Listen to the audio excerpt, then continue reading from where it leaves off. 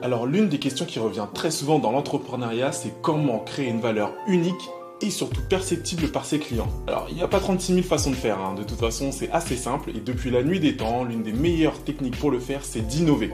Un entrepreneur doit être capable d'innover.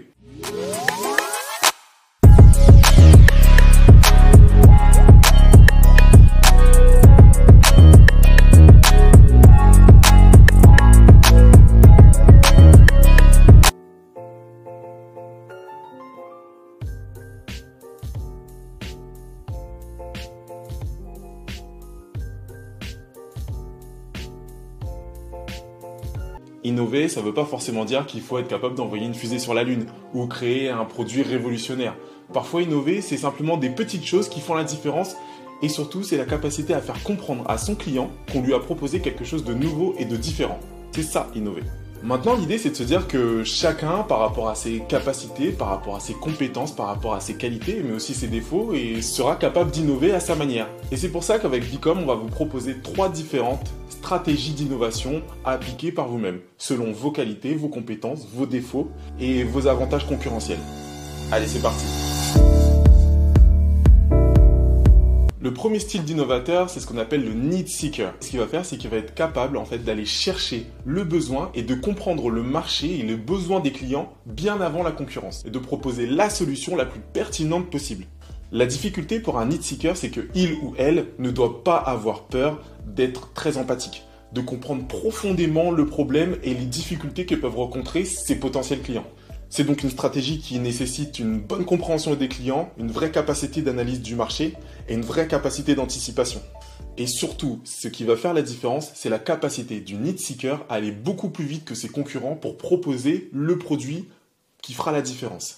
Parce que ce produit-là, le produit qu'il va proposer, ce sera un produit qui en réalité va devancer les besoins de ses clients. C'est un produit où en fait, le need seeker il va comprendre avant ses clients ce dont ils ont besoin et leur proposer quelque chose de différent. Alors pour illustrer un petit peu mon propos et pour t'aider à comprendre un petit peu plus de qui je suis en train de parler, on va prendre l'exemple du need seeker avec Frédéric Mazzea. Donc l'exemple de Blablacar, il est vraiment parlant parce que c'est vraiment une entreprise qui a su devancer tous ses concurrents sur le marché du covoiturage. C'est une entreprise qui a réussi à aller beaucoup plus vite. Et j'irai même plus loin, c'est une entreprise qui a réussi à se lancer dans le bon timing. C'est aussi ça qui fait la différence, il faut toujours garder ça en tête. Donc Blablacar, c'est beaucoup aussi un moment où les personnes vont partager du lien social, vont pouvoir se rencontrer. Dans les avis clients qu'on retrouve chez Blablacar, les gens parlent beaucoup du voyage, mais ils parlent aussi énormément en fait des personnes qu'ils ont rencontrées pendant le voyage et qui sont très contents en fait d'avoir partagé des moments de vie, des moments de lien social, mais aussi des informations, de partager des bonnes pratiques, de partager des informations pour des travaux, pour un emploi ou des choses comme ça.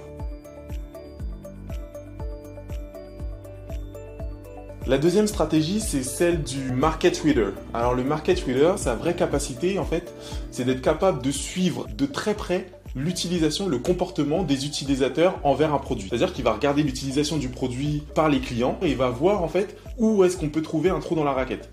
Une fois qu'il va avoir récupéré toutes ces informations-là, il va les comparer tout simplement aux données qu'il va avoir préalablement récupérées du marché. Pour cela, il faut absolument que le market reader connaisse très très bien son marché. Ça veut dire qu'il connaisse les concurrents, qu'il connaisse les habitudes de marché, qui sont les cibles, qui ne sont pas les cibles aussi. Et ensuite, son travail est très très simple. C'est de comprendre le comportement des utilisateurs, les lacunes que va avoir un produit, et en fait de les adresser et de proposer en fait le petit incrément en plus qui va permettre d'avoir une expérience d'utilisateur, une expérience produit qui sera un petit peu rallongée et qui du coup devrait ramener un peu plus de valeur.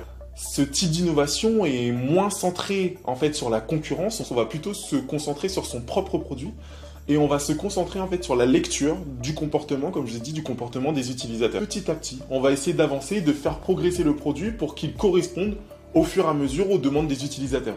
Pour l'exemple du market reader, j'ai choisi Xavier Niel. Pourquoi Xavier Niel? Parce que Xavier Niel, dans ses stratégies, alors on va prendre l'exemple de Free, dans sa stratégie, en fait, ce qu'il a vite compris, c'est qu'il a compris le trou dans la raquette qu'il y avait sur l'offre de téléphonie mobile. Il a compris quels allaient être les besoins des clients et surtout comment est-ce que les clients utilisaient leurs services de téléphonie. Xavier Niel, à chaque fois, on voit qu'il est capable de proposer des produits. Alors c'est pas lui qui fait tous les produits, mais en tout cas, il a le lead sur l'ensemble de l'innovation.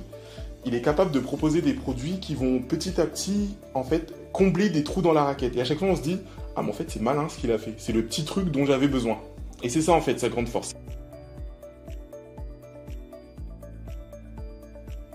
Et enfin, on a le troisième qui est le technology driven. Alors le technology driven, lui, il est totalement différent des autres. Sa grande force, c'est qu'il a une connaissance très précise et très pointue des technologies émergentes. Donc par exemple, à un moment donné, ça a été ceux qui maîtrisaient très bien la construction de sites internet. Ça a été ceux, par exemple, qui savaient déjà coder alors que c'était vraiment pas quelque chose qui était très développé. Ceux qui ont vite maîtrisé l'intelligence artificielle, le deep learning. Ceux qui ont vite maîtrisé les hologrammes, par exemple.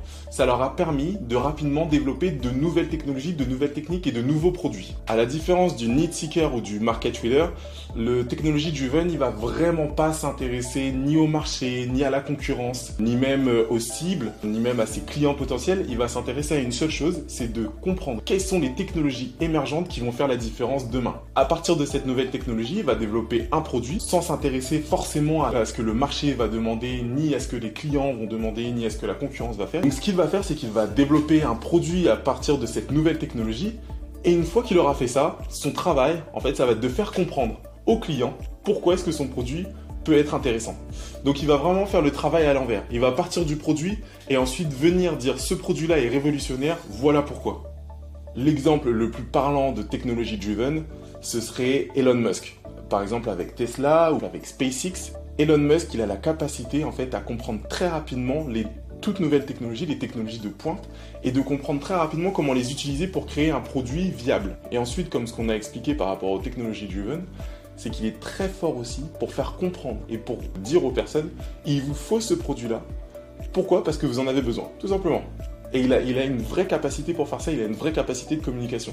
Il suffit de regarder son compte Twitter pour comprendre qu'en fait c'est une vraie méthode de communication et il utilise son compte Twitter pour communiquer sur ses produits de différentes manières, en mettant en avant différents aspects, différents processus, différentes innovations, mettant aussi parfois en avant d'autres entreprises, mais pour faire comprendre que son produit a du sens et qu'il est bon de l'utiliser. Alors que ce soit market reader, que ce soit need seeker ou que ce soit technology driven, sache que l'innovation est un élément essentiel de ton développement pour ton propre business, que ce soit dans n'importe quel type de business. D'accord ? Garde-le bien en tête.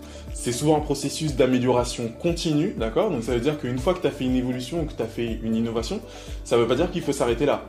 Il faut savoir que quand tu as évolué, à côté, soit les autres vont te copier, soit les autres sont déjà au step d'après. Donc il faut que tu sois capable de savoir quels vont être tes avantages concurrentiels et de savoir aussi quel profil d'innovateur tu es pour pouvoir très rapidement réagir aux demandes du marché et aux demandes de tes clients. Garde en tête que ton entreprise, tes services, tes produits doivent constamment évoluer. Tout ça pourquoi ? Pour rester pertinent, compétitif, créateur de valeur. C'est la clé du succès. Il faut savoir que jamais personne n'est totalement market reader, personne n'est totalement need seeker, personne n'est totalement technology driven. Ce qui est important de comprendre, c'est sur quel style d'innovation, d'innovateur et de stratégie d'innovation on va s'appuyer pour pouvoir drainer les autres. Peut-être que tu es market reader, peut-être que tu es plutôt need seeker, peut-être que tu es plus technology driven. Sache que ça ne t'empêchera pas de devoir faire appel aux autres méthodes d'innovation, aux autres stratégies d'innovation si tu veux arriver à tes fins. Ce qu'il faut par contre, c'est que tu t'appuies sur une stratégie avec laquelle tu seras à l'aise et qui correspond à ton profil pour pouvoir aller le plus loin possible. Ensemble, on explose toutes les barrières entre toi et l'entrepreneuriat ou entre toi et ton indépendance. Crée ton business, on est là pour t'aider. Donc, n'oublie pas de liker la vidéo et abonne-toi juste en dessous. Je te souhaite bonne chance.